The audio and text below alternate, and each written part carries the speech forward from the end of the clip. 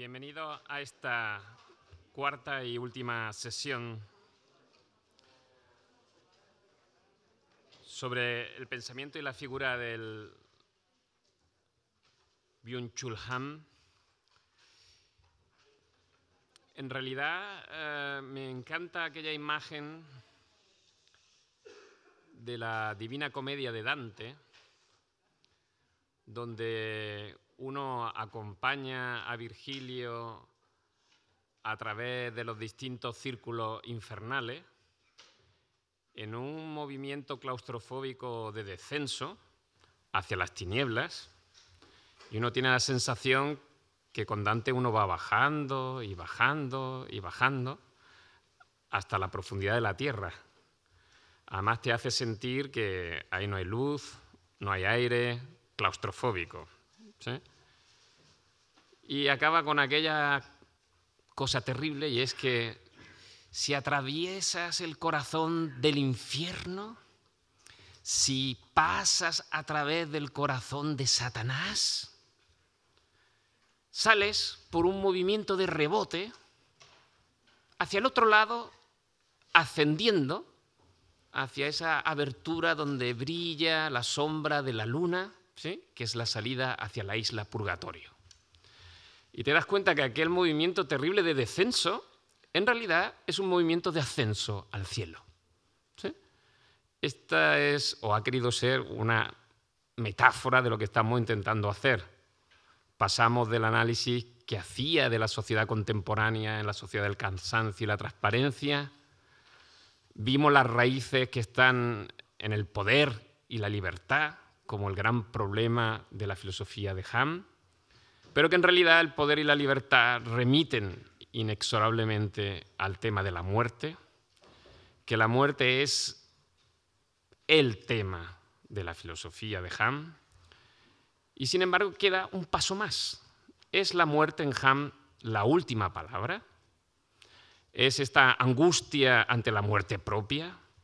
¿Es la imposibilidad de salvar al yo?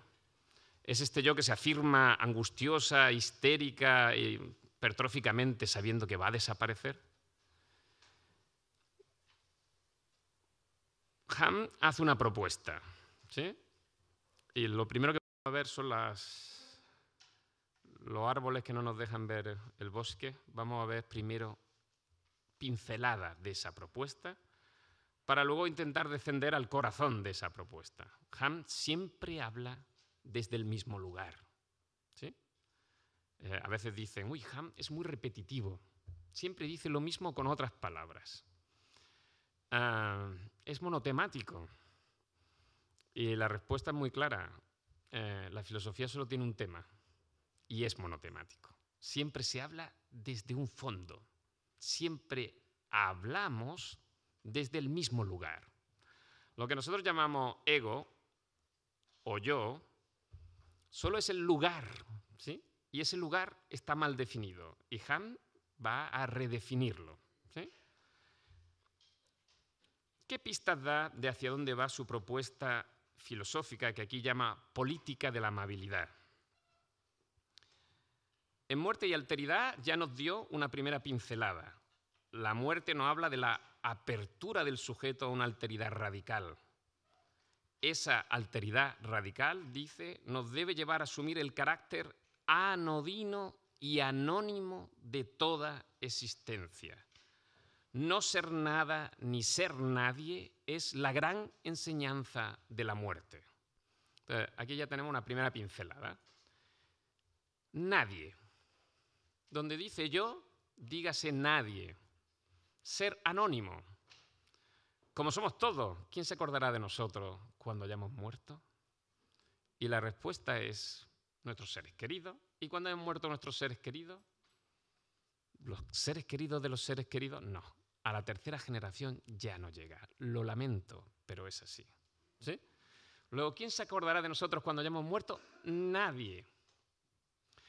Nadie se acordará de nosotros porque no somos nadie, ¿sí?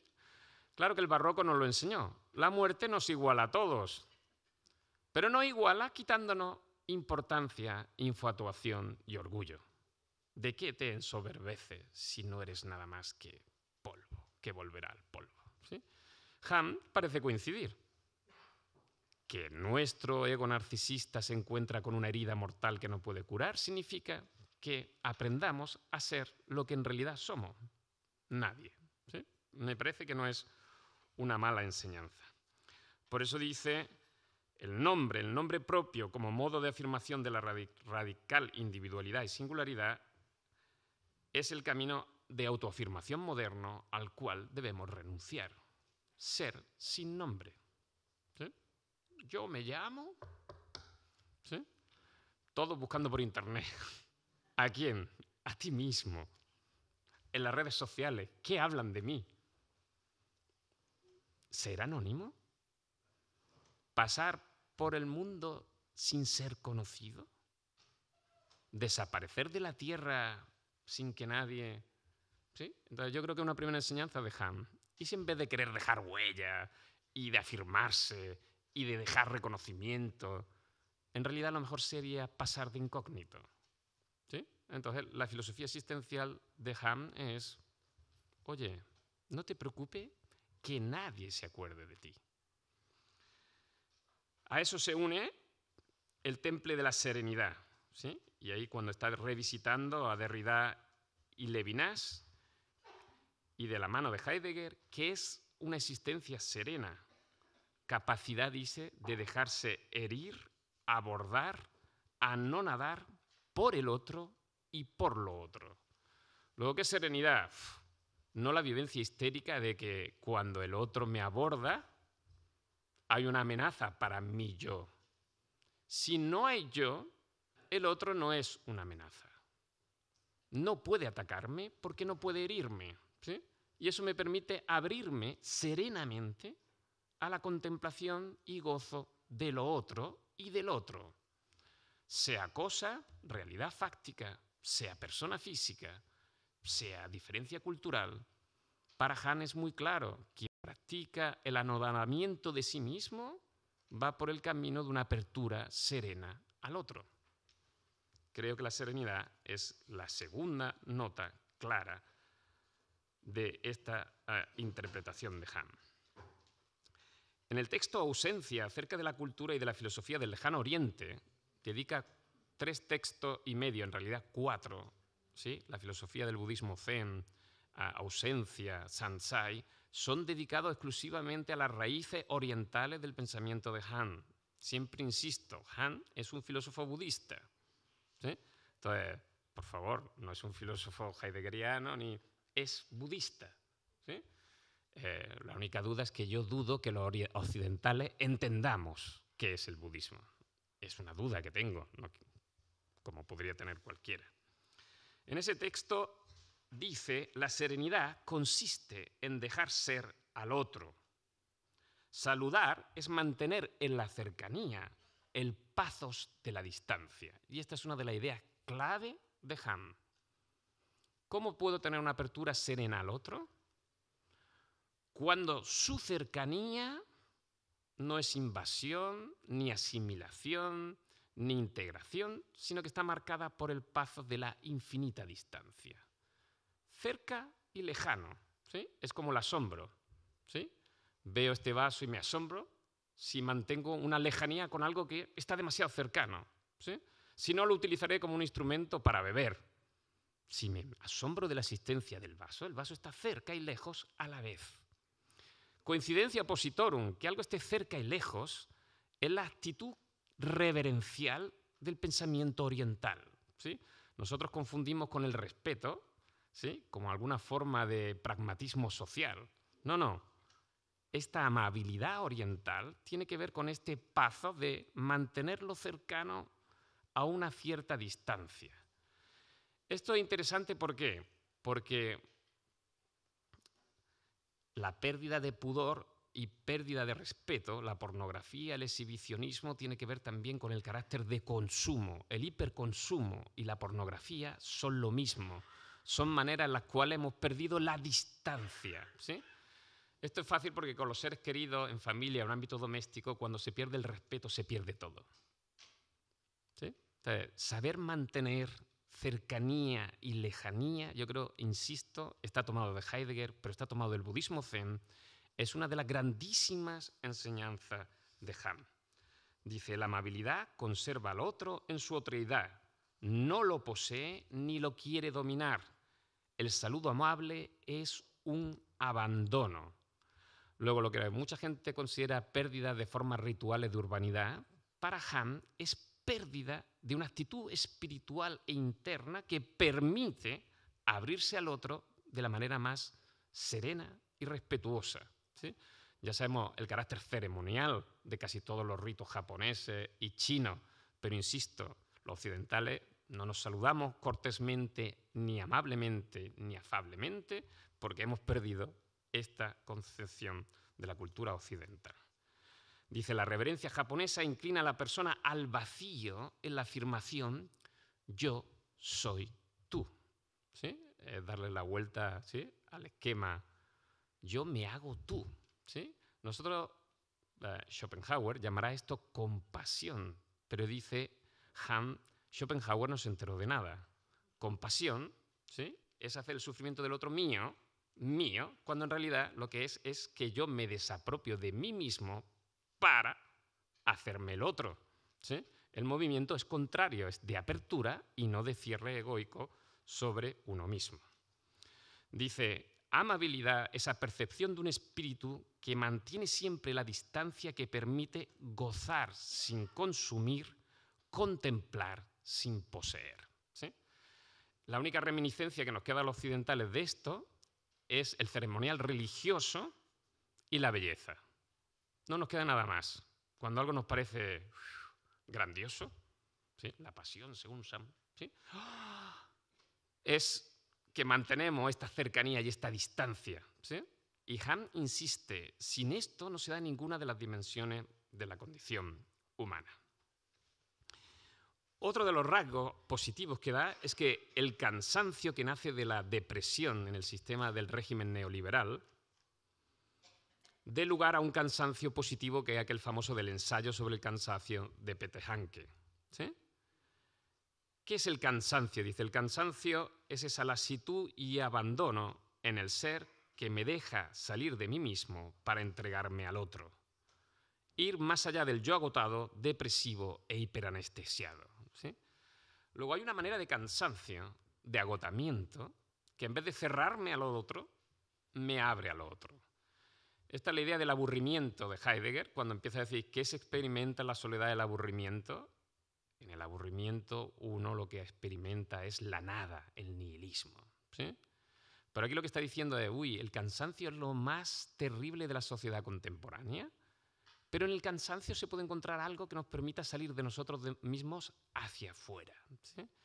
Luego, hay una forma de cansancio positivo, hay una forma de pereza positiva, hay una forma de fatiga crónica positiva. ¿Sí? Y eso es lo que nos enseñó en el ensayo sobre el cansancio de Peter Hanke. El otro texto es el aroma del tiempo. ¿Y qué nos dice en el aroma del tiempo?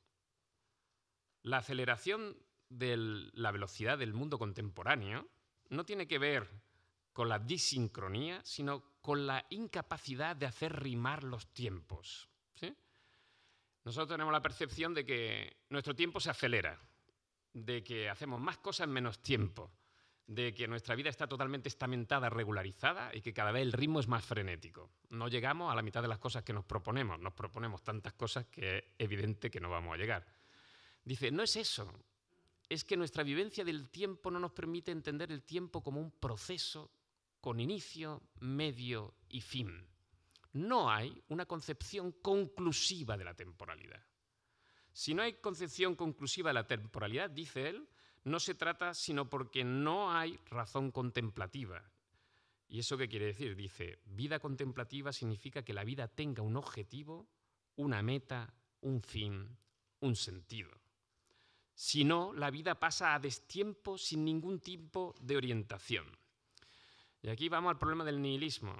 Lo que nosotros llamamos aceleración del tiempo es simplemente que nuestra vida no tiene sentido.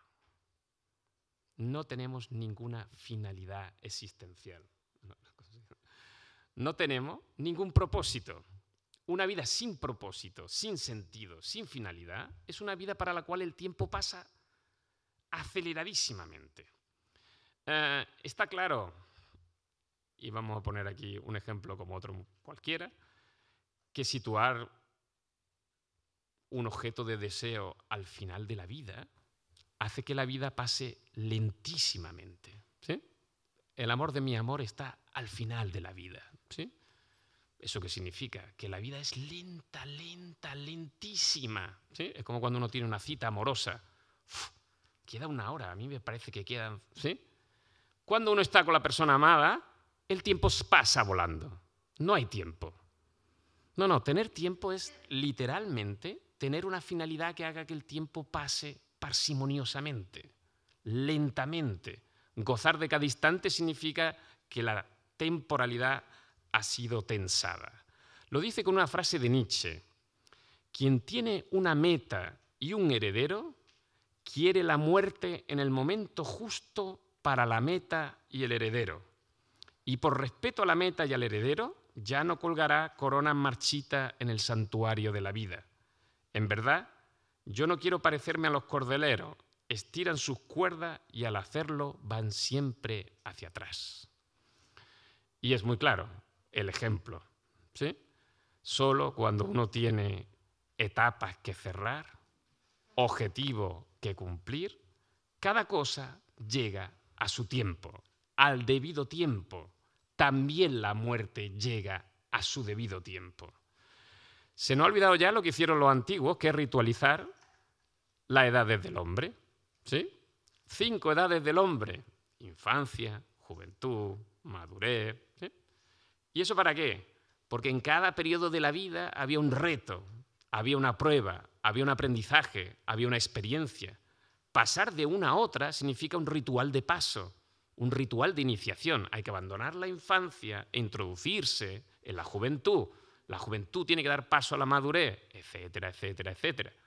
Si no hay rituales de paso, porque no hay un objetivo para cada periodo, claro que yo soy un inmaduro si resulta que me comporto como un niño de 3 años cuando debería tener, ¿sí? O creo que soy una persona joven cuando en realidad soy un viejo, decrépito. Y no pasa nada, porque la vejez tiene sus retos. Para Han, no tener retos, no ritualizar las edades del hombre significa no tener objetivos. Y eso significa que el tiempo se acelera, se vuelve inhumano. Caemos en un frenesí sin orientación ni sentido. Gozar de la vida es gozar de cada una de las etapas de la vida a su tiempo. Y esperar la muerte a su tiempo. Tristemente, unos mueren antes de tiempo y otros salen a la puerta de su casa a esperar la muerte, porque la muerte llega a destiempo, ¿sí? Y es así, y no pasa nada, ¿no? Pero, insisto, lo importante no es el tiempo vacío, sino esta capacidad de estructurar correctamente el tiempo. La otra dimensión que nos presenta está en su texto Zhanzai sobre la falsificación o la deconstrucción en el arte chino.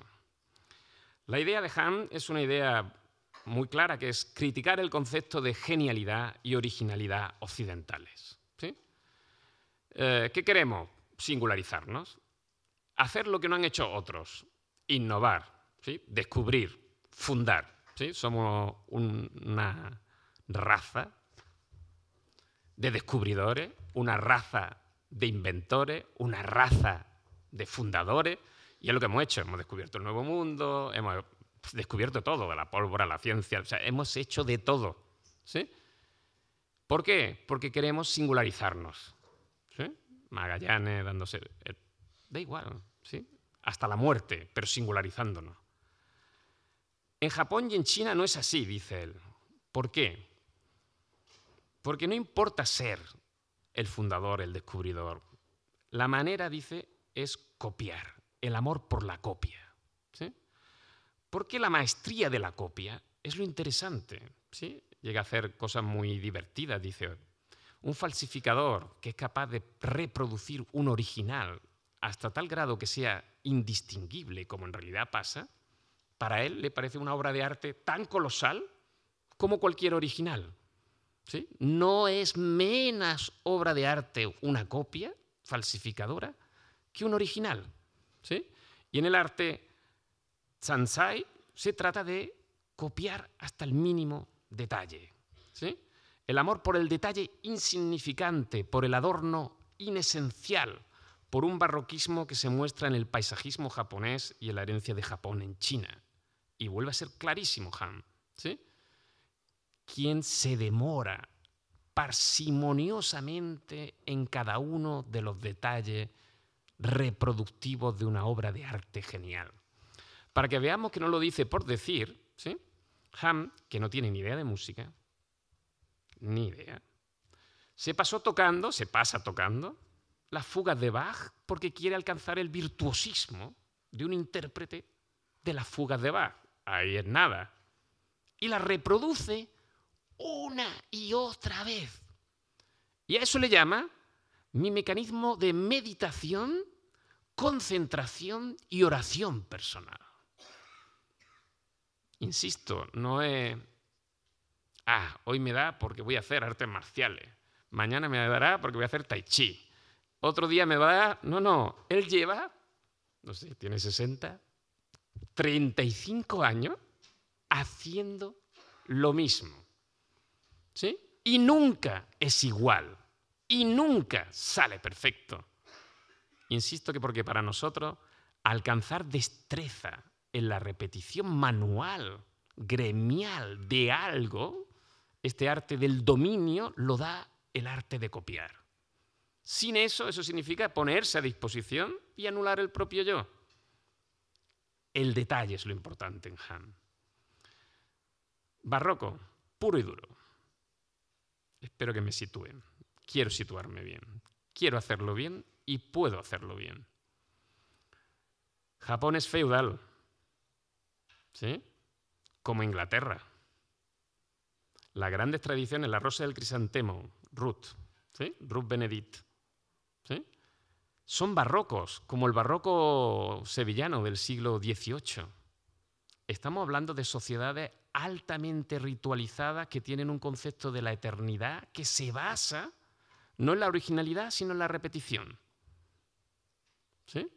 Y Han está en el mismo sentido, en la misma línea, cultura barroca. ¿Sí?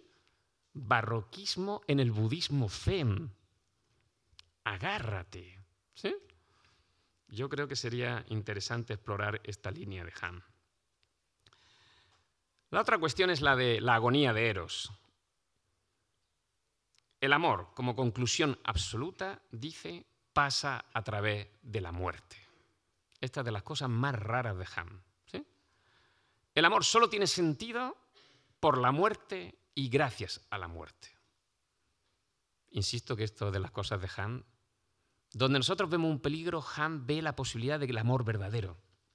Si no fuéramos mortales, no vivenciaríamos la pasión y la pasión no sería erótica. ¿Sí?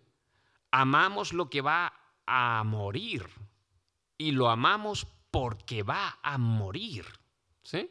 Y aquí lo que está diciendo Han es el amor en el hombre y en lo humano es sumamente extraño. Según Platón deberíamos amar lo eterno, lo que nunca muere, ¿sí? Lo que no perece, lo que no está sujeto a imperfección, lo que es perfecto en su género. Han dice que no. El amor solo es verdadero en el horizonte de la muerte. Solo porque sabemos que va a morir, el amor está dotado de una vitalidad, fuerza y pasión que si no, no se daría. En un tiempo del exceso de abrir y deslimitar, no se da la capacidad de conclusión de cerrar. El amor es morir en el otro y resucitar por el otro como don a sí mismo. Perderse y recuperarse. Luego, más fuerte no puede ser. Amor es entregarse a la experiencia de la muerte propia. Anticipar la muerte. ¿Qué es enamorarse? Suicidarse. Literalmente. ¿Para qué? En el otro, para resucitar en el otro, por el otro. Recibirme como don, como regalo. ¿Sí? Han insiste esto una y otra vez. La manera en la cual la mismidad, el yo, tiene que estar en uno mismo, es vacío y abandonado de sí mismo. Y eso significa que tiene que estar en su alma y en sí mismo como si fuera un huésped extraño, un invitado en su propia casa. Ser un invitado en su propia casa es la experiencia amorosa, ¿sí? Nos sacan obligatoriamente de nuestra zona de confort, de seguridad, de estabilidad, ¿sí? Y nos retornan a nosotros mismos desde fuera de nosotros mismos, ¿sí? Entonces, esto es la experiencia amorosa, es un juego de pérdida y recuperación. Pero aquí yo me experimento como don, no como posesión. Mi ser me ha sido dado por otro. Insisto porque para mí esta es la base clave. Experiencia amorosa significa descubrimiento de mi propio ser como donación, ¿sí? Sin esta idea de que mi ser es regalado, dado, no hay ninguna forma de superación del ego. Lo pornográfico, dice, supone desritualización del erotismo sagrado, su banalización, lo obsceno. La pornografía lo que ha hecho con el eros es exhibirlo. Sin embargo, dice, el pensamiento guiado por eros no es cálculo aditativo ni correlación de datos. Exige el eros la ocultación, el juego y el velamiento, ¿sí? Y aquí volvemos otra vez. No se trata de que anulemos... vamos a decirlo de otra manera. La pornografía ha matado el erotismo. Esta es la idea. ¿Qué es erotismo? Erotismo es lo que pone en marcha el eros cuando se insinúa ocultándose, ¿sí? Si se exhibe descaradamente, el erotismo muere y la pornografía se vuelve consumo adictivo, ¿sí? Luego, para que haya eros, tiene que haber ocultación. Y para que haya ocultación tiene que haber insinuación sin desvelamiento total, pudor, ¿sí? Esta idea de Han a mí me parece... ¿Cuál es el problema de las redes digitales? La supresión del pudor, porque la pornografía ha anulado el erotismo. Si no hay erotismo no hay seducción. Y si no hay seducción no hay atracción. Luego yo no me siento seducido por el otro, sino que yo impongo al otro mi necesidad impulsiva y lo consumo, ¿sí? Un mundo deserotizado, donde el erotismo ha sido desacralizado, es un mundo pornográfico donde solo implica el consumo impulsivo de la propia necesidad adictiva, ¿sí?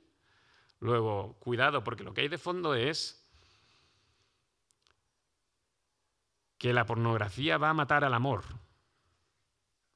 Y sin la experiencia amorosa no hay experiencia de muerte y resurrección de uno mismo. Y no hay experiencia de percibirme a mí como donación y regalo. Mi existencia no se me aparece como un don, ¿sí? Vuelvo porque me parece más importante de lo que se suele decir. El análisis de la agonía de Eros es muy importante desde mi punto de vista, porque nosotros creemos que la pornografía es un tema de adicción, y lo es. Compulsivo, y lo es. De estimulación, ¿sí? Y de falta de mediación. Pero para Han la cosa es mucho más terrible. Lo que la sociedad de la transparencia pornográfica hiperconsumista está poniendo es arruinarse de la experiencia amorosa entre humanos que va a acabar con la posibilidad de vencer el narcisismo de la hipertrofia del yo occidental. Luego, lo que hay por medio es mucho más duro que lo que la gente piensa cuando piensa en la pornografía.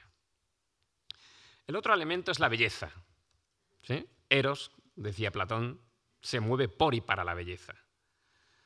Pero ya vimos que en la línea de Adorno, en su estética negativa, lo bello conmociona al sujeto porque lo despoja de sí, lo vuelve a la naturaleza, a la tierra y llora. Este concepto de belleza, que está presente en el budismo zen, ¿sí?, nos da conciencia de la finitud, ¿sí? Un bello amanecer, un bello canto de un pájaro, el suave desplazarse del agua del río, el buey que se mueve en el campo, todas las imágenes del budismo zen son absolutamente anodinas, sencillas, casi yo diría cotidianas y banales. Pero lo que están recordando es que esa experiencia de belleza se basa en conciencia de finitud y caducidad. Lo bello es frágil. Lo que nos conmociona de lo bello es que es frágil. Ese instante que va a pasar, ese canto que nos recuerda que va a morir el pájaro y que voy a morir yo, es esa experiencia de la fragilidad que me hace llorar, que me conmociona, ¿sí? Que me une a mi cuerpo mortal, que va a morir, ¿sí? Por eso, una belleza que me hace llorar. Por eso dice, la belleza es escondrijo y se lleva mal con la transparencia. La salvación de lo bello es siempre salvación en lo distinto. El tiempo consagrado, el tiempo festivo, donde el tiempo cotidiano se detiene, lo sagrado. Y aquí vamos a otro de los grandes temas de Hahn. Cada vez tenemos menos experiencias de lo bello y por eso tenemos menos experiencia de lo sagrado, ¿sí? Una experiencia de lo bello, lo sagrado, es una experiencia que rompe con el espacio y el tiempo cotidiano. Mircea Eliade, ¿sí? Un tiempo sagrado implica un espacio o templo sagrado, ¿sí? La experiencia de la belleza tiene que ser algo que me sustraiga de mi experiencia ritual cotidiana, ¿sí? Y eso implica que si no tenemos experiencias de lo bello que me sustraigan de lo ritual cotidiano, el eros tampoco se desarrolla. Lo bello, dice, es rememoración, recuerdo de lo sido y no lo nuevo. Y aquí volvemos a una idea que es platónica, pero que yo creo que es sumamente hermosa. Lo que nos conmociona de lo bello es que nos retrotrae a alguna experiencia pasada feliz. En toda experiencia plenamente bella se da una rememoración de todas las experiencias felices que hemos tenido. Por eso, cuando percibimos lo bello, recordamos nuestra vida. Y recordar nuestra vida literalmente es que la recogemos, no queda perdida en el pasado. ¿Cómo puede ser que cuando soy feliz recuerdo lo feliz que era con 3 años o como Proust? ¿Cómo puede ser que recuerde aquella mañana con la Magdalena, ¿sí?, que me conmocionó? ¿Cómo puede ser que me vea como cuando tenía 3 años corriendo, cuando estrené aquel vestido, o aquel olor profundo, o aquella vivencia sensorial? La belleza tiene capacidad de rememoración continua, incapacidad de desmemoriarse, capacidad de recogerse, de no perderse, de no desparramarse, de no quedar disuelto. A lo bello, dice, se le priva hoy de toda consagración. Ha dejado de ser un acontecimiento de la verdad. Ninguna diferencia ontológica, ningún eros lo protege del consumo. Y aquí está. Nosotros hemos hecho de la belleza una experiencia de consumo. Nos acordamos de aquella idea que dice Hahn: la gente ya no quiere tener, quiere acumular emociones pasajeras. Y a eso le llama acumulación de experiencias bellas o felices. El consumo, la actitud consumista, es incompatible directamente con ninguna experiencia de lo bello, de lo erótico, de lo sagrado.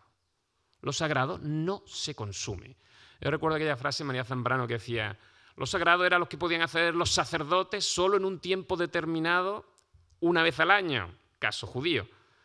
Porque lo que se toca, lo que se manipula, se desacraliza.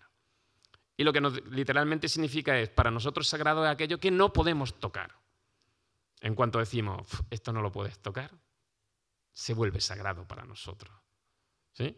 Manipulación, desacralización, ¿sí? Estoy toda la vida pasando las fotos, los selfies, estoy todo el día manoseando, ¿sí? Una vida manoseada es una vida consumible que se vuelve vacía. No tenemos momentos rememorables.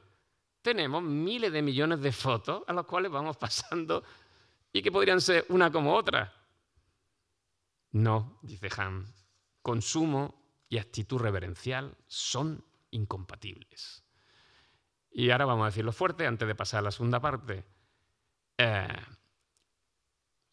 La sociedad de la transparencia, el consumo y no sé qué son sociedades desacralizadas y desespiritualizadas. ¿Sí? Luego, lo que han perdido es toda potencia espiritual y sacra. Y este es el análisis de Hahn, ¿sí? Él estudió teología en Friburgo, estaba con Heidegger y lo tiene clarísimo. ¿Sí? No es un problema de la tecnología, no es un problema de los adelantos tecnológicos, es un problema del nihilismo contemporáneo. No es un problema de que la técnica nos domina porque no tenemos ninguna consistencia espiritual. Luego no podemos ofrecer ningún tipo de soporte sacro ni espiritual al desarrollo tecnológico contemporáneo. Por eso la tecnología nos consume, nos domina. Luego no dominamos la tecnología, no somos dueños. Y aquí empiezan las paradojas. Vuelvo otra vez. ¿Qué quiere Han? Han quiere una técnica budista zen que insiste en el vacío de uno mismo, que nos lleve a tener una actitud sacralizada hacia lo cercano, lo corriente, lo otro, que nos permita dominar la técnica y no ser dominado por ellos. Anda tú, al final sí se trata de dominar. Vuelvo otra vez. Lo que quería hacerles pensar es, uy. Han no está entendiendo el vacío como pérdida de poder, sino como implemento del poder. Creo. El texto más autobiográfico, más claro de Han es la Loa a la Tierra. Es un texto pequeñito, pero muy emblemático. Es una confesión de Han cuando ya ha hecho todo un largo recorrido. ¿Qué nos dice Han? Una cosa increíble, que se cambió, se mudó de casa en Berlín y se fue a una pequeña casa que tenía un pequeño jardín detrás. ¿Sí? Estas casas del este de berlinés que todavía tienen jardín, imagínate. Y para que veamos cómo es Han, se propone cultivar un jardín dedicándole no sé cuántas horas diarias. Excavar la tierra, mirar qué tipo de tierra es, qué tipo de planta, aprenderse los nombres de las plantas, seguir las estaciones, verlas crecer, ¿sí? Podarlas, cuidarlas, arreglarlas. Un hombre que se dedica no sé cuántas horas a tocar la fuga de Bach con el cello y no tiene ni idea. Que se dedica, lo que quiero que vean es, cuidado, porque nosotros entendemos el budismo zen a veces como ausencia de disciplina, cuando en realidad yo lo que estoy viendo aquí es una ultradisciplina. ¿Sí? Han es un hombre de una voluntad de hierro. De hierro. Dudo yo que nadie pueda haber hecho la vida de Han sin tener esta voluntad no heroica, sino absolutamente disciplinada. Insisto, a ver quién se tira 2 años cultivando un jardín porque se ha propuesto, como los románticos, programática, porque me he propuesto experimentar la tierra. No porque un día nos dio la volada, como suele pasar a alguno, no. Mira, ¿sabes qué? Me voy al campo. ¿Sí? A los 2 días. No, me he propuesto.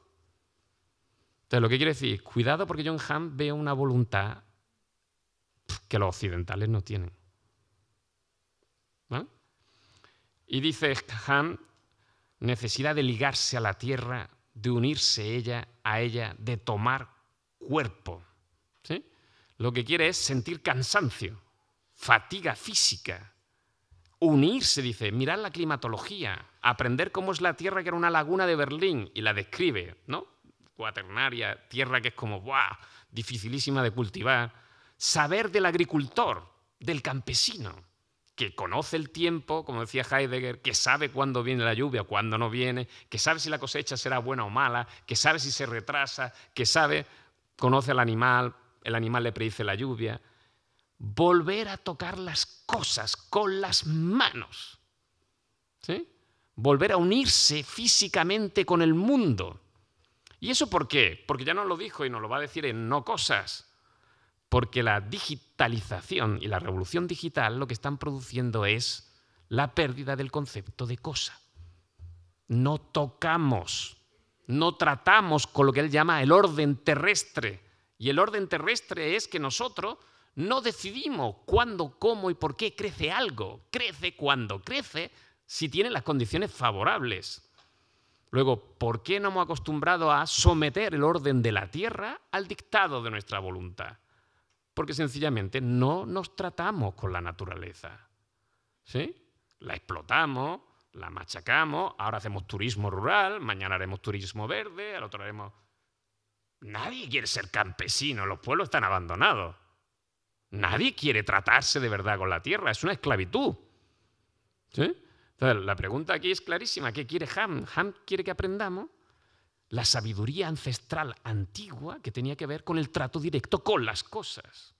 ¿Sí? Hay que volver a la tierra. Por eso dice en jardinería, esta potencia de vida se puede apreciar y aprender. Más que una mera técnica, el cultivo de las plantas brinda el reconocimiento y agradecimiento a esta excelsitud subterránea.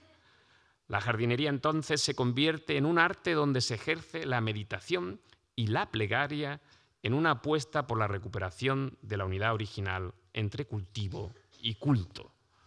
Y aquí volvemos otra vez a la idea de la edad del hombre. Ahora está de moda, las modas van y vienen, la filosofía de las plantas. Era lo lógico, los animales se nos comieron y ahora se nos comerán las plantas. Luego ya veremos quién viene. ¿Sí? ¿Por qué las plantas? Porque las plantas tienen un desarrollo orgánico, armonioso. ¿Sí? Tienen unas leyes de crecimiento, unas leyes de nutrición. En el mundo animal las cosas son tan violentas como en nosotros. ¿Sí? Los animales son depredadores. No sé por qué tenemos una visión tan absolutamente rusoniana del mundo animal. El mundo animal es bastante heavy. ¿Sí? Bueno, digo yo, hasta donde alcanza mi comprensión del mundo animal. Pero el mundo vegetal es el que inspiró toda la filosofía oriental. La de la India, Buda, Bodhisattva. Crecer como un árbol. ¿Sí? Oh, nuestro sueño, morir como un ciprés. Quedarme allí, ¿no? En la finca del burgués, no sé qué, eso, lo que yo planté, ¿sí? Todas las novelas románticas, lo que planté con 4 años, lo vi con 18, con 35, y cuando la palme habrá crecido conmigo. ¿Sí? Y todo el mundo plantaba, ¿no? Por el ereo, por la erea, por la viña, mi pequeño jardín, porque me indica ¿qué? La necesidad de un crecimiento orgánico, ordenado, sin tirones, sin la necesidad de enderezarse, de la unión del cielo con la tierra. Ham está hablando de esto. Solo quien mira el mundo orgánico aprende que él tiene que tener un crecimiento orgánico. Tiene que ir con su etapa de crecimiento, con las edades del hombre. Un crecimiento desarmónico significa demasiado acelerado, demasiado retrasado, demasiado... Freud ya no lo enseñó.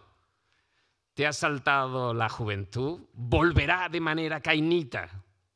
¿Sí? No has tenido infancia, olvídate lo que va a ser. ¿Sí? Tu madurez ha sido una vejez prematura. Madre de Dios. Todo lo que no ha sido orgánico vuelve, todo lo reprimido en términos de Freud, de manera perversa. ¿Sí? Entonces, cada cosa a su tiempo. ¿Sí? Cada tiempo para cada cosa. Eso significa crecimiento orgánico. El crecimiento es interno, no es externo. El tiempo de la vida es interno al alma humana y al espíritu humano. No es externo. Igual que el cuerpo crece, y nos resultaría ridículo que alguien con 3 años se tirara del pelo para hacerse crecer 10 centímetros, ¿sí? Pero estamos todo el día viendo como mi hija que quiere tener 16 años y qué tontería hace. Y el otro se cree que... Y aquel se cree que tiene 20 años menos. Lo que vemos es un crecimiento desordenado. Insisto, lo a la tierra para mí no significa solo enraizarse en la tierra, significa volver al modelo vegetal orgánico como modelo de crecimiento espiritual. ¿Sí? Insisto, esto es el budismo y esto es el ámbito oriental. Los gimnosofistas, sin moverse, ¿sí? Allí, como el árbol plantado, a crecer. ¿Sí? Junto al agua, junto al río. ¿Sí? Bodhisattva, milenario. Todos los demás corriendo a un sitio y a otro. ¿A dónde vas con tanta aceleración? ¿Para hacer qué? si lo que tienes que aprender de crecer se puede hacer aquí sin moverse. ¿Sí?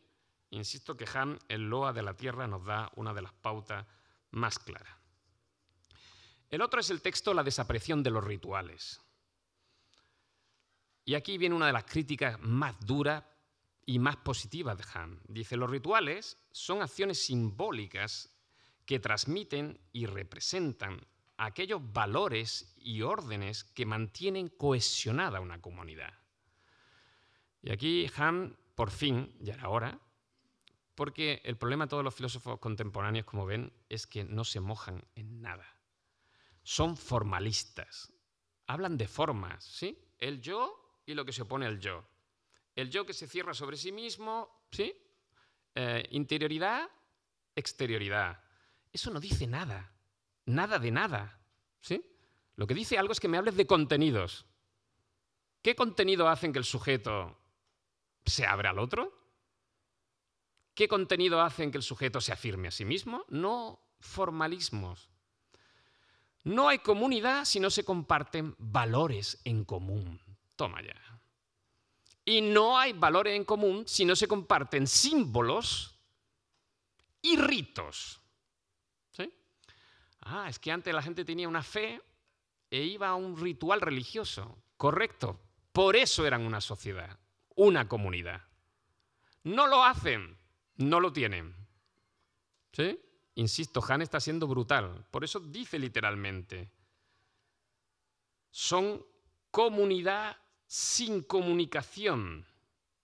Cuando compartimos ritos, compartimos valores que, como veremos, lo encarnamos a través del cuerpo, ¿sí? En acciones rituales simbólicas, y no necesitamos estar comunicándonos, hablándonos. Vivimos en una comunicación sin comunidad. Aquí está. ¿Sí? El individualismo. Todos estamos hiperconectados. No compartimos ni rituales, ni símbolos, ni orden, ni valores. No compartimos ningún contenido común. No somos comunidad. ¿Sí? Insisto que Han es brutal. Las redes digitales no crean verdadera comunidad. ¿Sí? Solo los ritos compartidos que implican mismos valores y mismas creencias. La durabilidad de las cosas y los ritos son los que dotan de habitabilidad a la vida. El ritual es el correcto uso de las cosas y de las personas. Y esto yo creo que la distancia y la cercanía significa, claro que es un ritual, saludarse. Claro que es decir buenos días. ¿Sí? La gente joven ya no lo hace. Los de 50 alucinamos porque cuando fuimos al COVID y no sé qué, la gente entraba en una sala que no conocía a nadie y saludaba. Hombre, no ha fastidiado. ¿Sí? Eso implica contenido, no implica solo proceso formal. ¿Sí? Denota valores y respeto. ¿Sí? Y Han es muy claro. Solo se puede vivir en un mundo con rituales, porque esto es lo que hace el mundo habitable. La forma objetiva de los ritos se oponen a los estados subjetivos. Y aquí empezamos. Un estado subjetivo es un estado de consumo. ¿Sí? Hoy estoy deprimido. Mando a todo el mundo a la mierda. A mi mujer, a mi hijo, voy a la panadería, llevaré un subnormal. O sea. No, los rituales lo que me enseñan es el distanciamiento sobre el estado subjetivo, porque el estado subjetivo no es la realidad. Lo que hace el ritual es mediarme respecto a mí mismo, sacarme de mí mismo. Me enseña, me educa, ¿sí? No comas con las manos como si fuera un animal, ¿sí? Es que está en un contexto...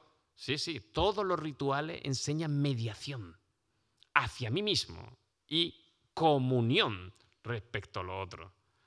Los rituales, dice, son procesos de incorporación y escenificación corpóreas. Los órdenes y valores vigentes en una comunidad se experimentan y se consolidan corporalmente. Esto es clarísimo. ¿Sí?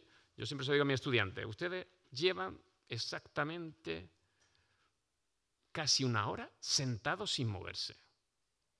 Esto, en una región tribal de África, es imposible. La disciplina que implica que ustedes estén sentados ahí atentamente, que parece que están haciendo una actividad mental. No es mental, es porque llevan un ritual corporal. A mí me han enseñado que te sientas así, con esta actitud, ¿sí? Y yo estoy aquí sentado. No, ¿sí? ¿Cuándo la evangelización en África qué pasó? ¡Wow! Una misa. Aquí la gente está en silencio, en Alemania no te... Allí se ponen a bailar.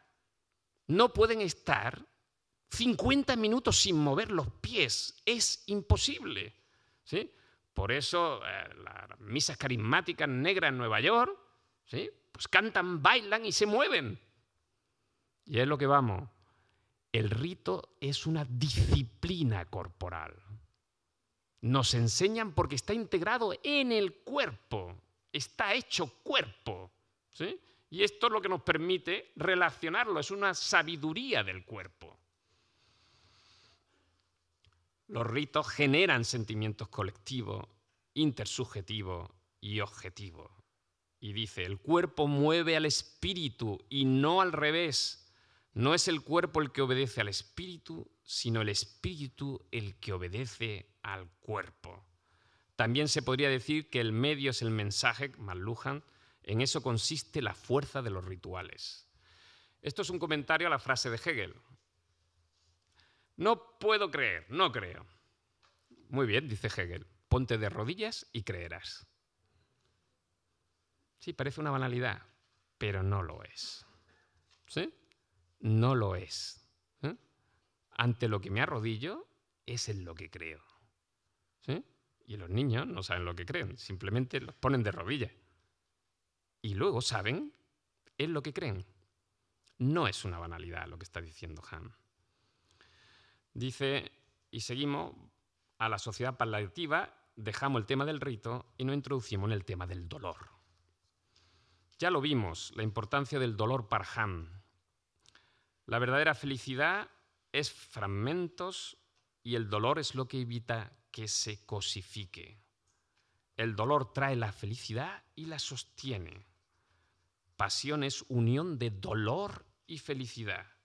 La dicha profunda contiene un factor inmenso de sufrimiento. No lo entendemos esto. ¿Por qué no lo entendemos? Porque siempre imaginamos un paraíso sin sufrimiento. ¿Verdad que alguien le dice, oye, ¿cómo te imaginas el cielo, el paraíso, el mundo al que quieres ir? Allí no hay dolor. No hay amor. No hay nada. Asepsia, distopía. Tú quieres vivir en un mundo así, ¿sí? De color blanco, monocromo. Insisto, yo creo que hay que pensar bien lo que está diciendo Hahn. Hahn está diciendo, aunque hubiera una vida del más allá y hubiera un paraíso, ese paraíso contendría dolor. Un paraíso sin dolor no es un paraíso. Insisto que creo que no entendemos la doctrina sobre el dolor de Hahn, ¿sí? El atleta lo entiende, ¿sí? Lleva el cuerpo a la máxima tensión, me duele aquí, ¿sí? El dolor no es un problema para un atleta, ¿sí? Es un estímulo. Pero lo que está diciendo Hahn es más que un estímulo. Está diciendo que la felicidad solo es felicidad por el dolor. Yo no sentiría felicidad ni me sabría feliz si no fuera que esa felicidad está superando un dolor, ¿sí? Por eso, qué emotivo cuando uno se despide de sus padres, ¿sí? Porque se va fuera de viaje. Y qué alegría del retorno al hogar, claro, porque has estado fuera, ¿sí? Qué genial encontrarse con la cama hecha, no sé qué, porque no te la tienes que hacer todos los días, ¿sí? Qué increíble que el otro piense lo que a mí me gusta, ¿sí? Lo que está diciendo Hahn es, todo eso está marcado por el dolor. ¿Por qué amamos a nuestros padres? Porque morirán antes que nosotros, si Dios quiere, ¿sí? Y por eso es emocionante cuando te tienes que despedir de tu padre moribundo, porque no lo volverás a ver jamás. ¿Sí? Insisto, yo me gustaría, desearía que le dieran una vuelta al tema del enfoque de Hahn sobre el dolor. Por eso dice, el dolor pone en marcha la narración. La narración es la capacidad del espíritu para superar la contingencia del cuerpo. Una poética del dolor que lleva la escritura y la producción.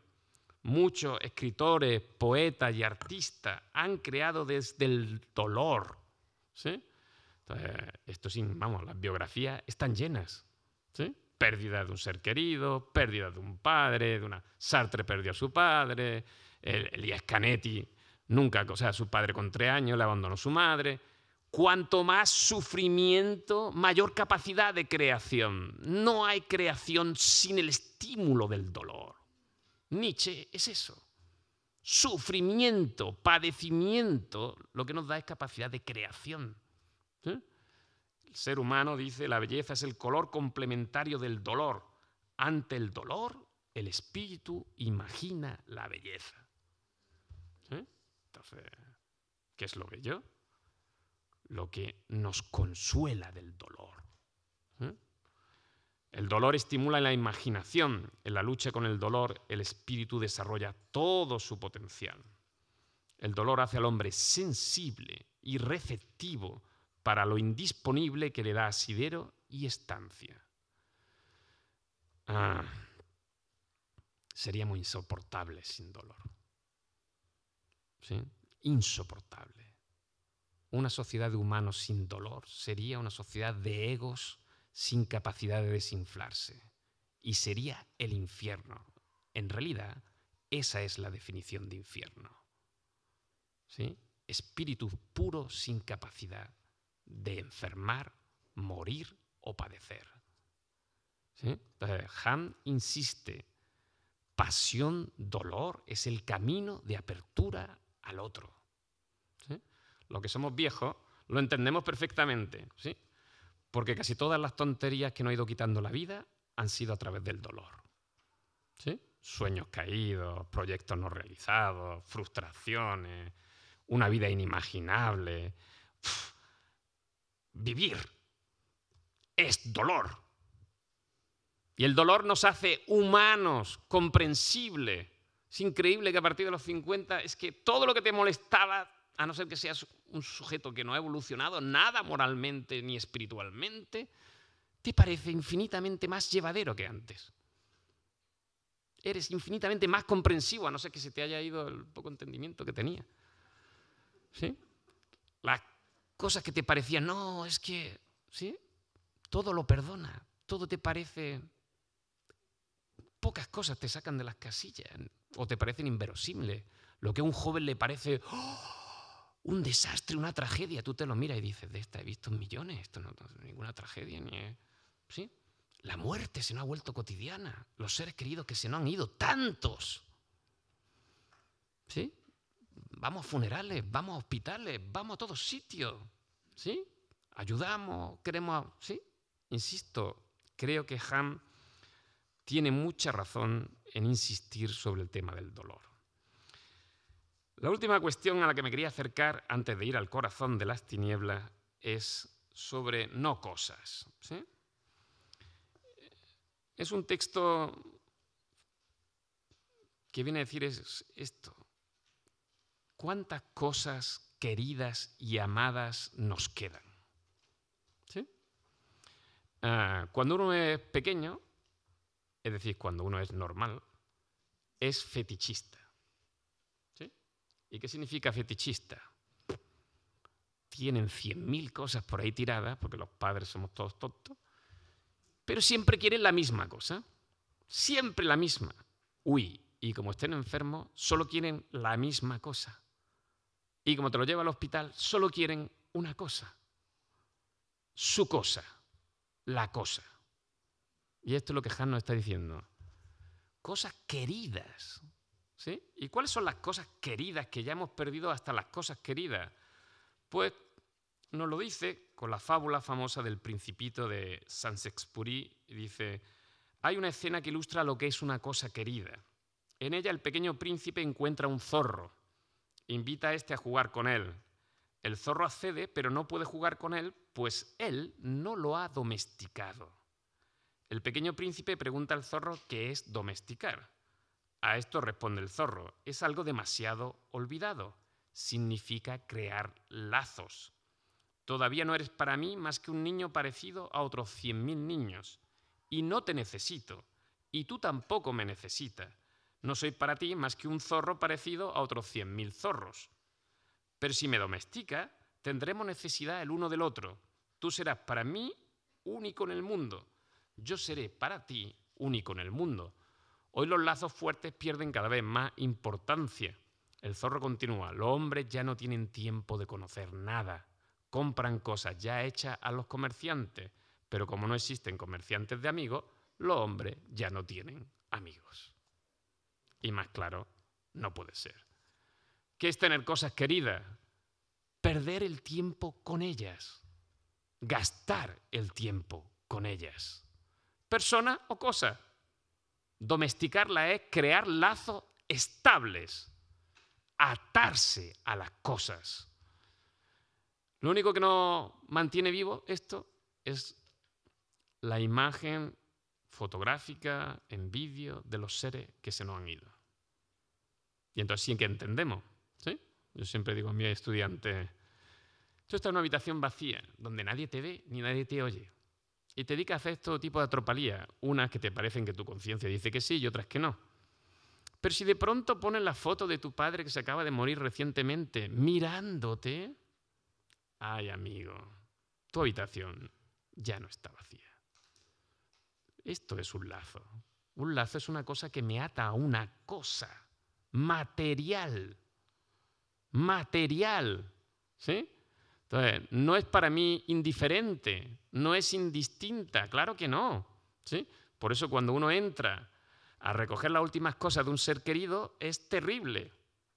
Hasta sus zapatos, que tienen su forma, como decía Van Gogh, de caminar, hasta las cosas que tienen su olor, su estigma, su contacto, su uso perpetuado. Son sus cosas. ¿Sí? Y lo que está diciendo Han es, ya no hay sus cosas. Todo es sustituible, todo es consumo rápido. No, no, las cosas tienen que durar para siempre. ¿Sí? Y aquí, para que se entienda bien lo que está diciendo Han, porque me temo que no se entiende, pone el ejemplo de una gramola, ¿sí? Que él se compró. ¿Sí? Fue accidental. Iba en una bicicleta, resbaló porque estaba llovida y se pegó un castañazo. ¿Sí? Y fue a parar en una tienda de antigüedades. Y como es un pirado de las antigüedades, como Benjamin y todos los coleccionistas, dice, ala, ¿sí? Entra y ve una gramola de discos antigua. ¿Sí? Y yo creo que había leído Hanke sobre su canto sobre la gramola y coge la gramola, debe ser un aparato sustancial, y se lo lleva a su casa. Pero cuídate, en su casa no hay nada, está vacía.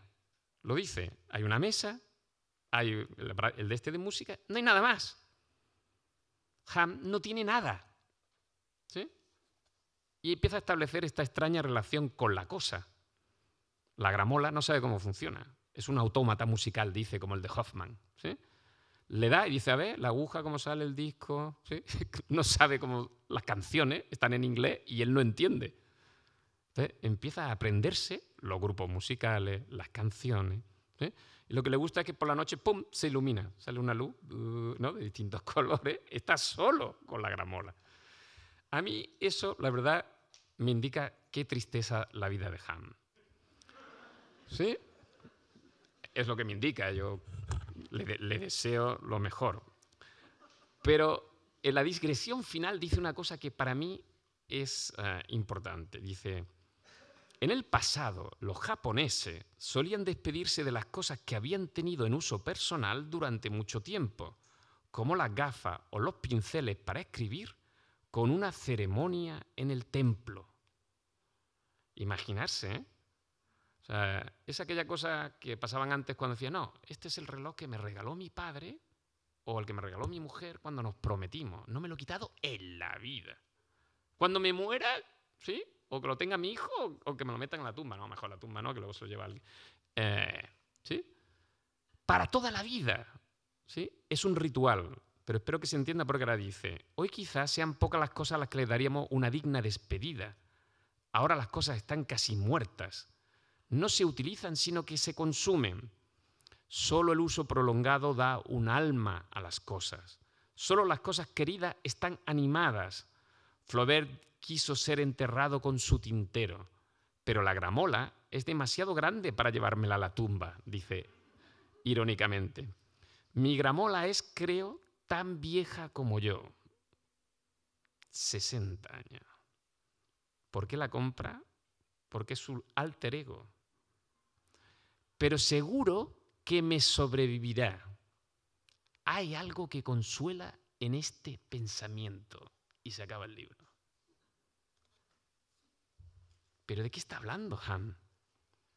Está hablando de que llegará otro y dirá, ¿esta es la gramola de Ham? No, porque no sabrá quién es Ham. Lo que está diciendo es una cosa que nos asombra y nos da pavor y temblor cuando llegamos al mundo.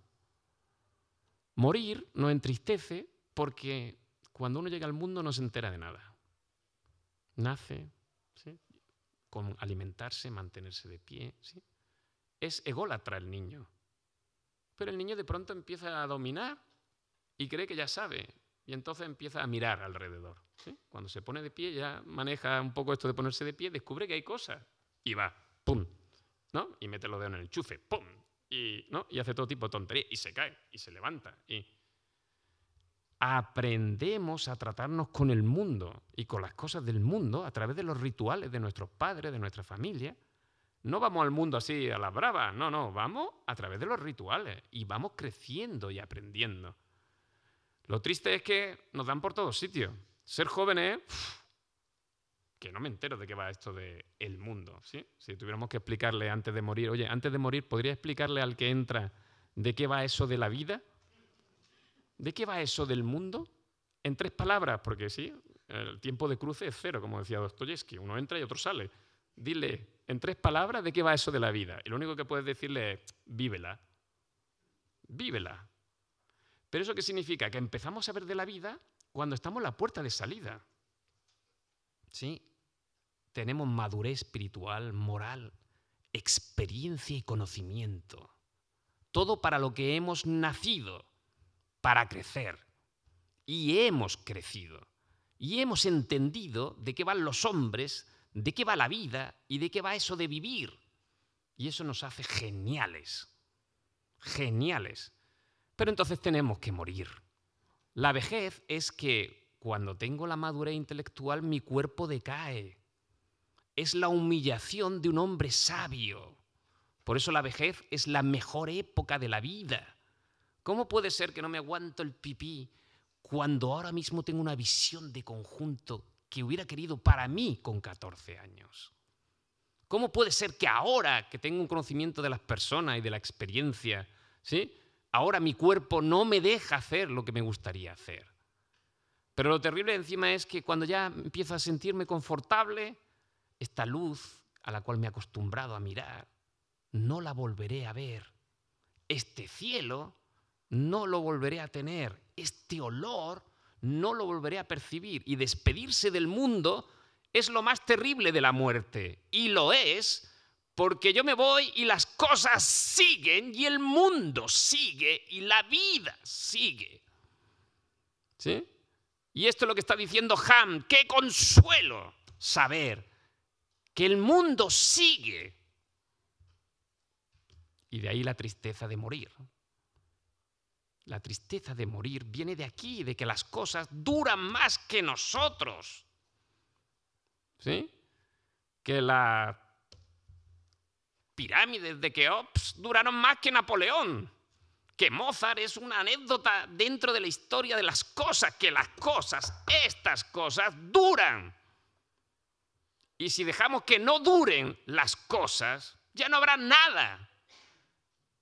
¿Sí? Si las cosas duran, ¿quién llora?, dice él, porque se acabó su iPod número 6. Si cada 2 años tiene que cambiar de iPod, o de teléfono móvil, o de smart, ¿sí? Nadie le importa una... Por eso está diciendo, amad las cosas y hacerlas durar. ¿Sí? Yo creo que esto es para mí un gran legado de Ham. Quería hacer muchas cosas, pero salto al final porque quiero dejaros un tiempo para... ¿Desde dónde habla Ham? ¿De dónde viene esta sabiduría de Ham? Está aquí, lo digo porque como no voy a poder... Está aquí, su primer libro, ¿sí? El corazón de Heidegger. ¿sí? El concepto de estado de ánimo. En alemán, corazón tiene varias, ¿sí? Herz es el corazón físico, pero luego está Gemüt, que es el animus, el ánima. Es un concepto de corazón. Y dice, allí donde está tu tesoro, allí está tu corazón. ¿Sí? Este es texto bíblico. Y dice, cuida tu corazón más que otra cosa, porque él es la fuente de la vida. ¿Sí? Esta es la leyenda que tenía Heidegger puesta en el umbral, en el pórtico de la cabaña donde escribía. ¿Sí? Cuida tu corazón más que otra cosa porque eres la fuente de la vida. Y Heidegger lo dice, es un estado de ánimo fundamental, un temple. ¿Sí? O sea, ¿qué define una vida humana? Su corazón. El corazón de un hombre, ¿cómo es? No es una cosa así, nos han enseñado. El corazón es una cosa que cambia. ¿Sí? Voluble, sentimientos subjetivos que van y vienen. Ahora se adhiere a esto, mañana a otro. ¿Sí? Enamoramiento, desengaño. ¿Sí? Bueno, eso es una anécdota. El corazón está atado. ¿Sí? ¿A dónde está atado? Es la pregunta. ¿Sí? Quien ama la vida, ama a la vida. Quien odia la vida, odia la vida. Quien ama el dinero, ama al dinero. Quien codicia, ¿sí? El poder, codicia el poder. Lo que está diciendo es el corazón el verdadero órgano del hombre, no su razón. Y el corazón es muy peligroso porque es muy desconocido, muy traicionero y muy difícil de conocer. ¿Sí? En las religiones lo que se educa es el corazón. María Zambrano lo tenía clarísimo. De la tradición decía, se piensa con las entrañas. Si en la entraña hay luz, perfecto, pero si hay oscuridad, no hay nada que hacer, dice Zambrano. Luego no cojamos el árbol por las hojas, ¿sí? Nosotros vemos lo exterior. ¿Y lo exterior qué es? Un montón de manifestaciones. Pero lo exterior solo indica una cosa, cómo es el corazón del hombre. ¿Sí? Si el corazón es sano, de ahí se hace. Si el corazón es malvado, los malos pensamientos, los adulterios, los homicidios. ¿Sí? Entonces, la idea es clarísima, es una orientación interna del corazón, del ánimo, es un estado de ánimo, un temple.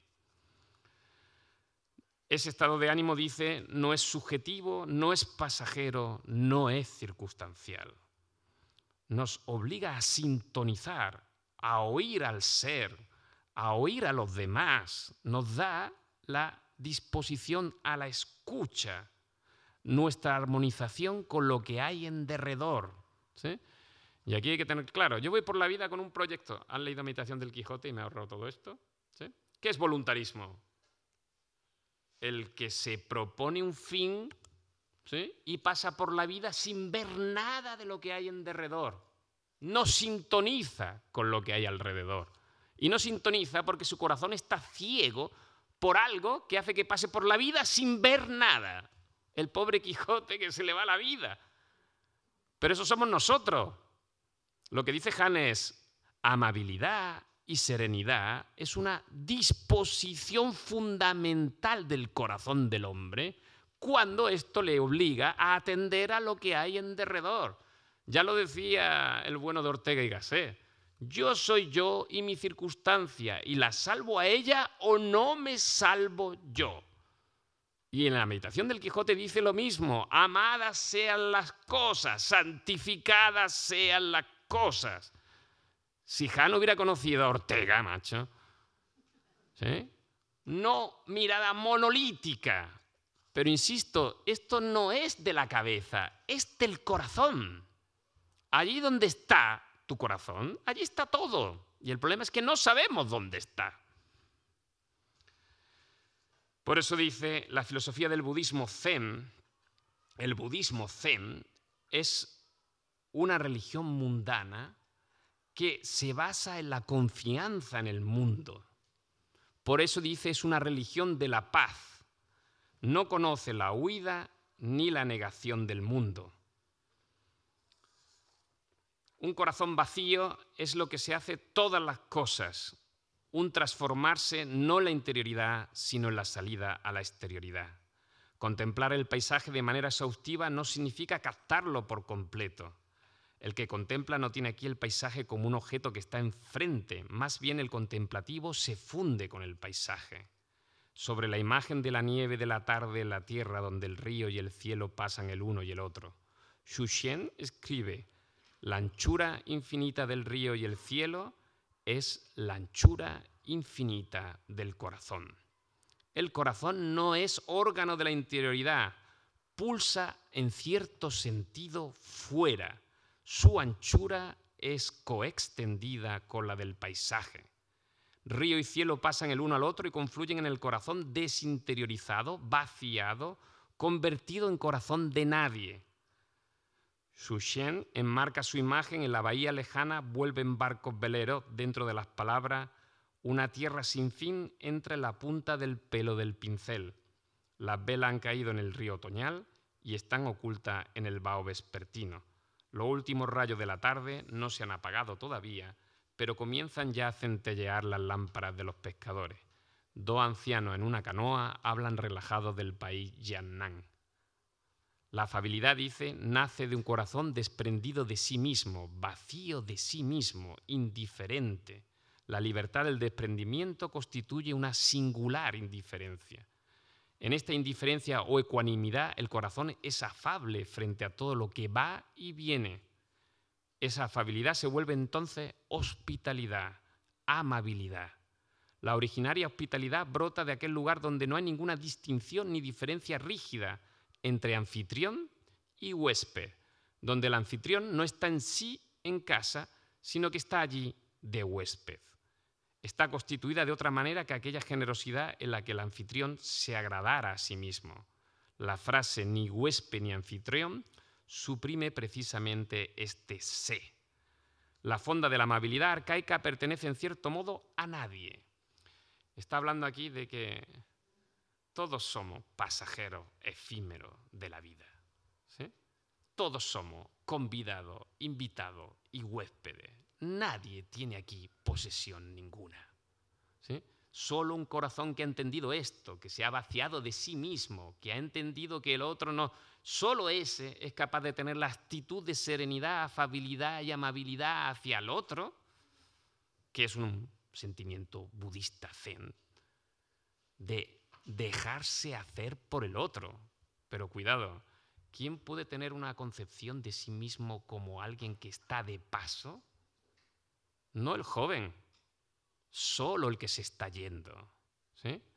Insisto, Han lo que está diciendo es: ¿solo seremos receptivos, hospitalarios y amables hacia los otros cuando nos demos cuenta que nosotros mismos somos huéspedes de la vida, invitados a ella? No poseemos nada, no nos llevaremos nada, ¿eh? La política de la amistad y la afabilidad implica para él el dominio del budismo zen sobre el cristianismo. Les recomiendo el libro La filosofía del budismo zen, donde se dedica a contraponer los textos de Issa, Basho, Don Tzuan, los maestros del budismo, con los grandes textos de los filósofos que él ha conocido, que son Hegel, Heidegger, Meister Eckhart y Leibniz. Y ahí lo que se ve clarísimamente es una cosa que nos recuerda, y con eso acabamos. En los últimos años, sobre todo, Heidegger fabula una conversación con un japonés sobre la cuestión del lenguaje. Evidentemente y tristemente, Japón se alía con Alemania. Después de la Segunda Guerra Mundial, la germanofilia en Japón es brutal. Estamos hablando del totalitarismo, por si alguien va un poco despistado. Los pensadores japoneses viajan a Alemania para estudiar a los filósofos alemanes. Fundan una cosa que se llama Escuela de Kioto con Nishitani, ¿sí? Estos filósofos japoneses creen que hay una conexión entre la nada cartesiana mística cristiana y la nada eckartiana, sí, perdón, y creen que la tradición occidental y tal son iguales. Y Han dice: no, el budismo zen no se parece a ninguna forma de mística cristiana y está en las antípodas. Luego Han nos está proponiendo un diálogo entre Oriente y Occidente, pero un diálogo que no es como planteamos el diálogo, no de semejanzas, sino de diferencias, ¿sí? Y yo creo que quien quiera dialogar con Han tiene que pasar por este diálogo ineludible entre la tradición occidental y la tradición del budismo zen. Yo creo que aquí paramos para dejar espacio a Mónaco.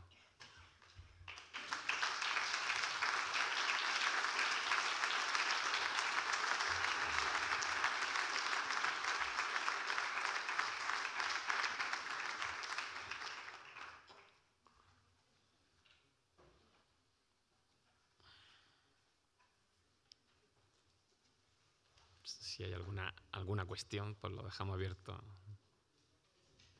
Sobre hoy o sobre otro día, sobre...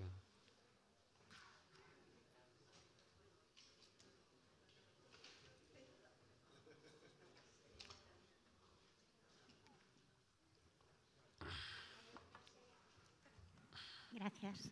No sé si es marginal, queda fuera, pero cuando habla de la circuncisión del corazón, Sí. ¿qué es lo que quiere decir? En el texto. En este libro. Sí, es que, bueno, está en diálogo con toda la fenomenología de la alteridad, Levinas, Buber, ¿sí? Y por eso esta idea de la circuncisión es una idea judía muy clara, donde en el texto bíblico se dice que no hay que circuncidarse materialmente, sino que hay que circuncidar el órgano espiritual, que es el corazón. Que si hay circunciso de corazón y no circunciso materialmente, es la interpretación.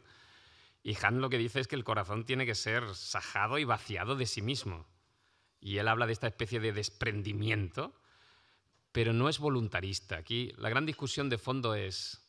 Hahn, desde mi punto de vista, hace una sobreinterpretación del cristianismo, pero no le falta razón en una idea. Él cree que donde hay posibilidad de salvación, economía de salvación, nada es desinteresado. ¿Sí? Entonces, si uno tiene una idea de mortificación y anulación de sí mismo por cumplimiento de un Dios o la voluntad de un Dios, pero en el fondo lo que está esperando es la gratificación, aquí no hay circuncisión del corazón, no hay un desarmar el yo, sino potenciar el yo. Simplemente usa instrumentalmente a Dios para realizar su propia voluntad. ¿Y mi voluntad cuál es? Ser inmortal, no morir nunca, gozar del paraíso para siempre. ¿Sí? Entonces, el problema aquí, yo creo que el cristianismo tiene muy claro que esta actitud religiosa es una actitud totalmente descerebrada. Ya sé que no es lo normal, pero entiéndanme. Yo creo que un cristiano coherente tiene claro que su destino es la muerte. Que haya una promesa de resurrección, esto es una promesa como cualquier otra cosa, pero no que tenga que resucitar. ¿Sí? O sea, ningún cristiano que no asuma la finitud es que no se entiende a sí mismo, está descerebrado. ¿Sí? Así de claro. Entonces yo no veo tantas distinciones como dice Hahn en ese punto. ¿Sí? Donde sí veo claro es que el budismo me parece muy duro de asumir. Bueno, yo no soy capaz de asumirlo, pero porque claro, esta actitud de vaciamiento, apertura, hospitalidad, afabilidad, que se une a lo cotidiano, que asume el pasar sin dejar huella, el ser nadie, ¿cancela la angustia de la muerte? Yo tengo la sensación de que no. Pero vamos, tendría que tener aquí a Hahn para intentar hablar con él sobre si realmente él cree que la actitud del budismo zen... Otra cosa es que como actitud ética, ¿sí? Como actitud ética de relación con el mundo y los seres me parece formidable. Pero como actitud que realmente cancele la angustia del corazón humano sobre la muerte propia, en Occidente nos cuesta.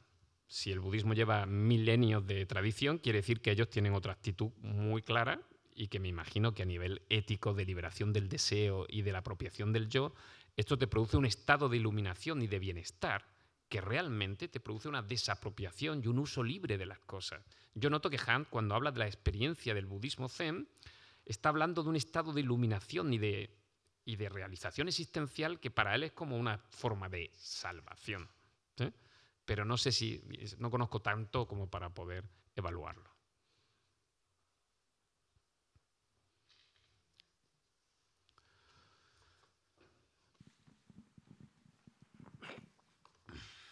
Muchísimas gracias por este magnífico curso.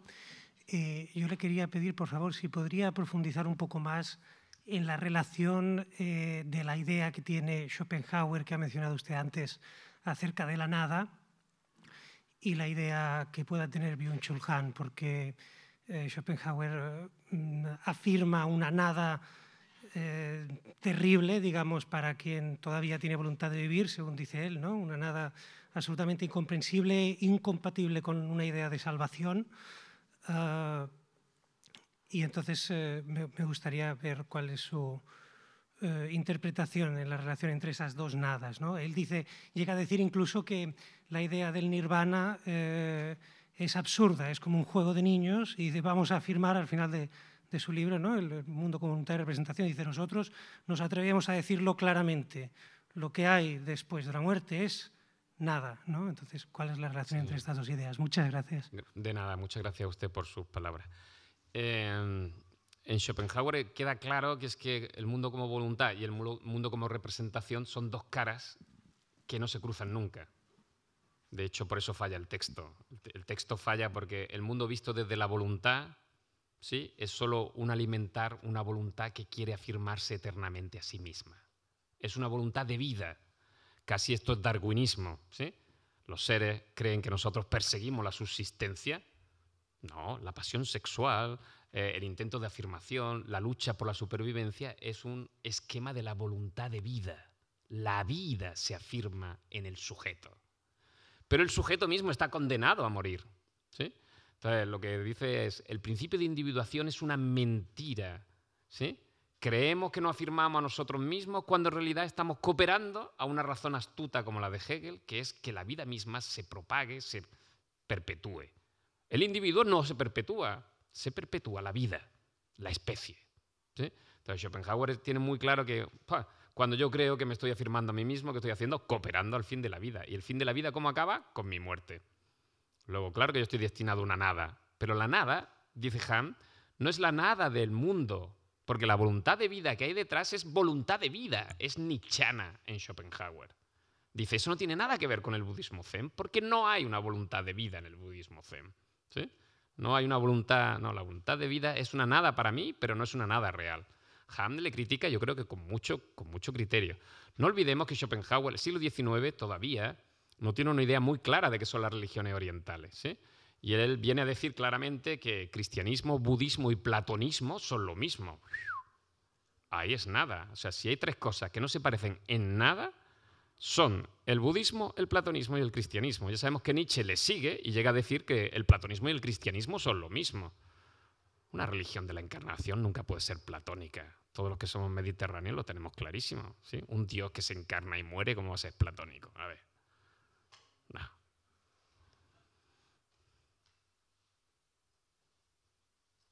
Hay una señora. Sí. No. Es que había yo otra persona. Bueno, también sumarme al agradecimiento por el curso. Bueno, sobre el tema que apunta el postulado de pasar sin dejar huella, ¿no? Que dice Hahn, bueno, claro, parece una cierta contradicción con su misma obra, él mismo deja huella con su obra, o sea, no sé, ahí parece una contradicción insoslayable, insuperable, ¿no? Bueno, no sé, es simplemente una constatación. Casi es imposible, ¿no?, pasar sin dejar huella cuando haces algo en el mundo, ¿no? Y por otra parte, una cuestión también que quería, no hoy, pero en sesiones anteriores, apuntaba un poco a Sloterdijk como un poco la bestia negra, ¿no?, de Hahn, y no sé, hay algunos aspectos en los que me parece que hay coincidencias, ¿no? Por ejemplo, en el tema, Hahn abomina digamos, claramente se opone a la sociedad esta del rendimiento, y Sloterdijk, pues bueno, también postula, digamos, hace una cierta apología de la improductividad conectando con los cínicos, ¿no? Sí. Una coincidencia bastante evidente, ¿no? Igual que en el tema de la algofobia, que es un tema, digamos, que es un poco común a ambos. Y no sé si pudiera un poco aclarar por qué esta oposición o esta fobia, digamos, que por Sloterdijk. Sí, a ver cómo... Sobre el apunte primero, tenemos datos biográficos para saber que Hahn se dedica a escribir porque tiene que vivir. puede parecer una butad, pero quien no alcanza una posición académica en Alemania no puede vivir. Y él no alcanzó una posición académica porque se doctoró con 40 años, fue a Basilea, solo hacía de... ¿sí? Entonces, digamos que Hahn solo tenía una función, o escribir o morir. ¿Sí? No creo que él quiera perpetuarse. No creo que Hahn pase a la historia. ¿Sí? Quiere comer. Y me parece que esto es tan legítimo para Hahn como para cualquiera. ¿Sí? No creo que él haga libros que piensen, no, es que son como cartas. ¿Sí? Es decir, lo que le critican, él lo avala. Él ha buscado ese estilo conscientemente. Primero estudió, que son las primeras obras que se han republicado ahora, que son las importantes, 400 páginas, y luego hacer cartas que son misivas a sus contemporáneos de 90 páginas. Si Hahn quisiera pasar a la historia, tiene cabeza suficiente para hacerlo. Y no quiere. Eso por un lado. Lo otro es interesante. O sea, yo creo, claro, que coinciden. Todos los pensadores contemporáneos, Agamben, van a los mismos tópicos y se agarran a lo mismo. ¿Sí? Agamben habla del uso, pero en vez de ir al budismo zen va a los franciscanos. Bueno, es italiano. Está bien, ¿no? Que decir, si uno se le... lo importante es un uso sin dominio. Está diciendo lo mismo que Hahn. Un uso sin propiedad. Diciendo lo mismo. Entonces, que hablen de lo mismo no quiere decir que tenga la misma orientación. Hahn es muy claro que él quiere superar el paradigma inmunológico. ¿Sí? Y su sistema es contrario. Es una apertura. Y una apertura donde un camino intermedio donde nos constituimos los dos a la vez. ¿Sí? Un entre, dice. Una filosofía del entre que no es buberiana. ¿Sí? Se hace a través del vaciamiento propio. Y eso es contrario a la posición de la esfera. Es contrario al posicionamiento inmunológico. Venimos del seno materno y lo que queremos es protegernos. El paradigma inmunológico, dice él, está muerto. ¿Sí? En el mundo global, el paradigma inmunológico no tiene sentido. Es regresivo, anacrónico y fuera de todo. Dice muchas cosas y yo creo que todas no muy coherentes. Sloterdijk es muy nietzscheano. ¿Sí? Mucho. ¿Sí? Por eso habla del juego. Pero hablan de los cínicos. ¿Por qué hablan de los cínicos? Pues porque Michel Foucault, antes de morirse, dijo que los cínicos son el precedente del cristianismo. ¿Y por qué lo dijo? Pues porque pobreza extrema, ¿sí? Escándalo, crítica social. Los cínicos son el precedente del cristianismo, ni lejanamente, ni loco. ¿Sí? ¿Por qué? Porque tú dices, el cínico no hay ninguna trascendencia. No hay ninguna figura trinitaria, no hay ningún Dios consolador, no hay comunidad, no hay nada. ¿Sí? Entonces, a lo que vamos. Estos autores cogen a otros autores de una generación anterior y lo utilizan para hacernos llegar su mensaje. Yo no creo que seamos una sociedad del juego, ni que seamos una sociedad donde el juego tenga que ser sacralizado. El juego empezó a ser una categoría religiosa a través de Huizinga después de la Primera Guerra Mundial. Y eso ya es sospechoso. ¿Sí? Hay dos cosas que nacen con la Primera Guerra Mundial. El juego como espacio sagrado donde el hombre volverá a sentirse divino y la gnosis. Y son dos cosas que habría que desterrar para siempre. Pero bueno, eso ya es objeto de una larga discusión. La última pregunta. Muchas gracias por estas charlas tan amenas.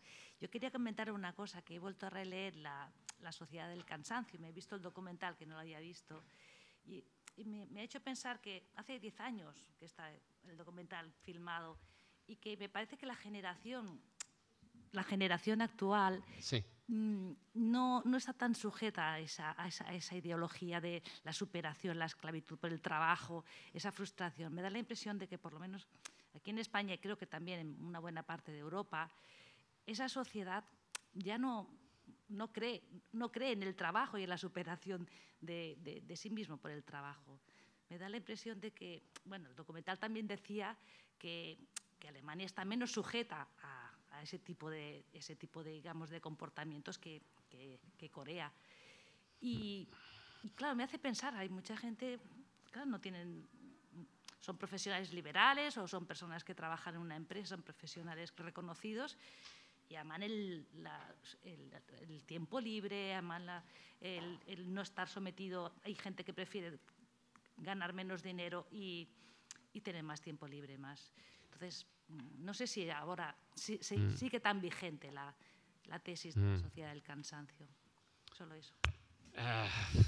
Yo siempre insisto que leer a Hahn hay que hacerlo como se lee a un profeta, es decir, que solo enfatiza los lados potencialmente peligrosos del desarrollo, ¿sí? Porque evidentemente si uno dice, Hahn, todo no es como tú lo pintas, ¿no? Es demasiado para mí, ¿sí?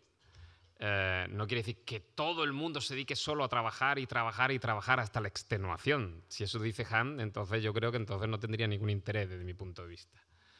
Pero aquí hay dos cosas. Uno, Hahn sí que tiene razón de que es verdad que nuestro ocio nos libera de algo en lo cual nuestro trabajo nos sigue condenando. Bueno, yo creo que sí, que tiene razón Hahn. Nuestro ocio no es tan independiente de nuestro trabajo, ¿sí? Es lo que nos buscamos como oasis para un trabajo que tiene un punto extenuante y alienador. ¿Cuántos trabajos vocacionales hay? Cada vez menos. ¿Cuántas vocaciones verdaderas realizadas en el ámbito laboral, como dicen los alemanes? ¿Cuántas Beruf hay? Muy pocas. Es que el que realiza un trabajo vocacional es que no nota que es trabajo. La segunda cosa es que hay que trabajar. Es que esto es una obviedad. No tenemos trabajo, este es el problema. Claro que hay que trabajar, y mucho, y bien. No somos una cultura del trabajo, los mediterráneos. Ni sabemos trabajar, ni tenemos disciplina del trabajo, ni somos... Hemos mejorado mucho porque ahora ya estamos mezclados, ¿sí? Pero con esto lo que quiero decir es... No estoy yo tan seguro de que Hahn no tenga razón en que sigamos siendo una sociedad del rendimiento que extenúa las vidas humanas porque no nos dedicamos a hacer cosas que realmente sean inútiles. Y yo creo que deberíamos hacer muchas cosas inútiles. Yo les recomiendo leerse la Oceanografía del tedio de Eugenio d'Ors. O sea, hacer cosas inútiles es lo que dice Hahn. O sea, tener una gramola es una imbecilidad, vamos, es que está claro. Leer poesía es una cosa que no tiene ni pie ni cabeza. Dedicarte a hacer... Entonces, yo insisto, los holandeses son los que más tiempo libre tienen y el tiempo libre de los holandeses es un hobby autoimpuesto que es más calvinista que el trabajo que hacen. Y si tú no tienes un hobby, no eres nadie en Holanda. No existes como aquí. Ahora ya tienes que tener deportes, tiempo. Pero tú dices, ¿tú qué haces? Yo nada. ¿Tú haces deporte? No. ¿Llevo una vida sana? No. ¿Comes manzana? No. ¿Tomo café? No. Sí, estoy ironizando para que me entiendan. Entonces, no creo que Hahn no tenga razón. Hahn tiene mucha más razón de lo que nosotros nos podemos dar cuenta. ¿Sí? Pues cortamos. Muchísimas gracias a todos. Un placer.